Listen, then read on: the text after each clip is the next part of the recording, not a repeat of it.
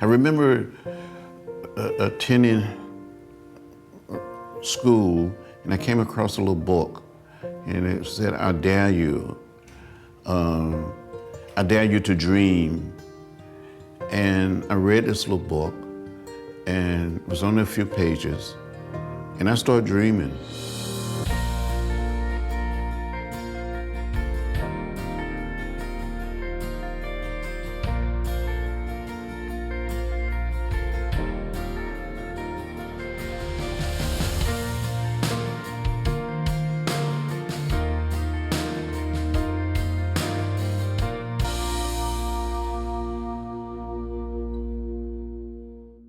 John Robert Lewis was born on February 21, 1940, outside of Troy, Alabama.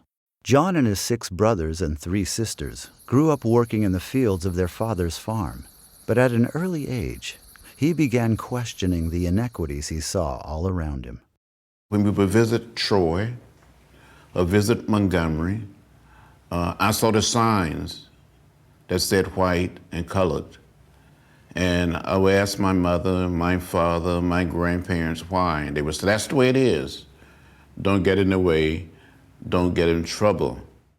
At age 15, a radio broadcast by Dr. Martin Luther King inspired Lewis to become involved in the early days of the Montgomery movement.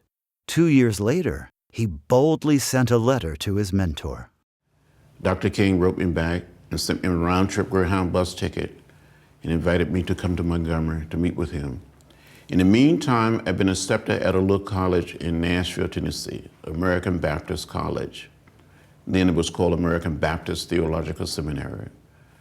And one of my teachers at the college informed Dr. King that I was there, and Dr. Martin Luther King Jr. got back in touch and suggested when I was home for spring break to come and see him. So in March of 1958, I took a Greyhound bus from Troy to Montgomery, and a young lawyer by the name of Fred Gray, who had been a lawyer for Rosa Parks and for the Montgomery movement, met me at the Greyhound bus station and drove me to the First Baptist Church in downtown Montgomery, pastored by the Reverend Ralph Abernathy. And I walked in to the pastor's study, and I saw Dr. King and Reverend Ralph Abernathy. I was so scared. I didn't know what to say or what to do. And Dr. King said, are you the boy from Troy? Are you John Lewis? And I said, Dr. King, I am John Robert Lewis. I gave him my whole name. And he started calling me the boy from Troy. We became friends. John Lewis continued his studies in Nashville, focusing on philosophy and the discipline of nonviolent protest. His commitment earned him a leadership role in the newly formed Student Nonviolent Coordinating Committee. When John Lewis and I were in the Student Nonviolent Coordinating Committee together, that's what the youth movement of the civil rights movement was called, SNCC. I don't believe either of us thought we'd become members of Congress. We really thought for the movement's moment. And John lived in that moment in a real sense, a very real sense. John earned his way to be chairman of the Student Nonviolent Coordinating Committee. John distinguished himself not because he got up and made speeches. John distinguished himself for what he did. He made nonviolence seem natural, which is something it simply is not for most people. In Nashville, it changed my life and gave me a sense of purpose, a sense of direction. And when the call went out to go on the Freedom Ride, I applied to go. I was one of the original 13 Freedom Riders. Came to Washington, D.C. the first time, May 1961, 21 years old. And along the way, we were beaten, we were arrested, in jail. But in the process, I never became bitter or hostile. I kept the faith. To lead bus trips where you knew at the end of the ride there were going to be people who hated you, who would spit upon you, who would hit you, and who, in fact, would injure you substantially, perhaps kill you, if not put you in jail, knowing full well that the objective was worth the commitment and the risk. Only 23 years old, as the chairman of the Student Nonviolent Coordinating Committee, Lewis was chosen to be one of 10 speakers at the March on Washington, where Dr. King inspired the world with his I Have a Dream speech. So after the March on Washington in 1963, where I was the youngest speaker, and out of the 10 people that spoke that day, I'm the only one still around. And 18 days after the march, it was a terrible bombing of the church in Birmingham where the 4 little girls was killed. Because of what happened in Birmingham, we made a decision, our organization did, to intensify efforts in Alabama around the right to vote. For the next 2 years, Lewis championed voting rights as racial tensions intensified. In 1965, a protest march was organized from Selma to Montgomery. It was Sunday, March 7th, 65. About 600 of us lined up to walk in an orderly, peaceful, nonviolent fashion. And I was one of the leaders of the effort with a young man by the name of Jose William from Georgia, who was on Dr. King's staff. We get to the highest point on the Edmund Pettus Bridge, crossing the Alabama River. Down below, we saw a sea of blue, Alabama state troopers. We come within hearing distance of the state troopers.